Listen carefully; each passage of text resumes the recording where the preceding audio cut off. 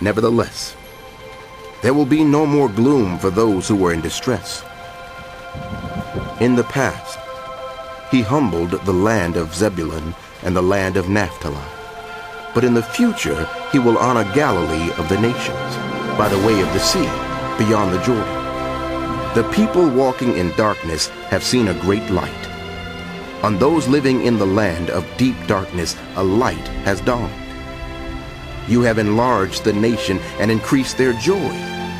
They rejoice before you as people rejoice at the harvest, as soldiers rejoice when dividing the plunder. For as in the day of Midian's defeat, you have shattered the yoke that burdens them, the bar across their shoulders, the rod of their oppressor. Every warrior's boot used in battle and every garment rolled in blood will be destined for burning, will be fuel for the fire. For to us a child is born, to us a son is given, and the government will be on his shoulders, and he will be called Wonderful Counselor, Mighty God, Everlasting Father, Prince of Peace. Of the increase of his government and peace there will be no end. He will reign on David's throne and over his kingdom, establishing and upholding it with justice and righteousness from that time on and forever. The zeal of the Lord Almighty will accomplish this. The Lord has sent a message against Jacob. It will fall on Israel.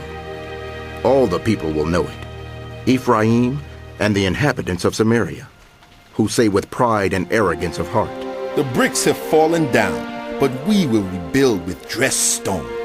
The fig trees have been felled, but we will replace them with cedars. But the Lord has strengthened Rezon's foes against them, and has spurred their enemies on.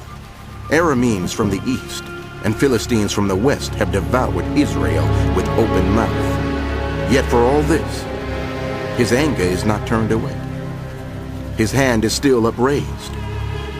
But the people have not returned to him who struck them, nor have they sought the Lord Almighty. So the Lord will cut off from Israel both head and tail, both palm branch and reed in a single day.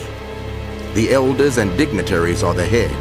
The prophets who teach lies are the tail. Those who guide this people mislead them, and those who are guided are led astray. Therefore, the Lord will take no pleasure in the young men, nor will he pity the fatherless and widows, for everyone is ungodly and wicked. Every mouth speaks folly. Yet for all this, his anger is not turned away. His hand is still upraised.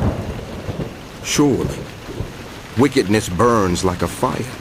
It consumes briars and thorns. It sets the forest thickets ablaze, so that it rolls upward in a column of smoke. By the wrath of the Lord Almighty, the land will be scorched, and the people will be fuel for the fire. They will not spare each other. On the right, they will devour, but still be hungry. On the left, they will eat, but not be satisfied. They will all feed on the flesh of their own offspring. Manasseh will feed on Ephraim, and Ephraim on Manasseh. Together they will turn against Judah. Yet for all this, his anger is not turned away. His hand is still upraised.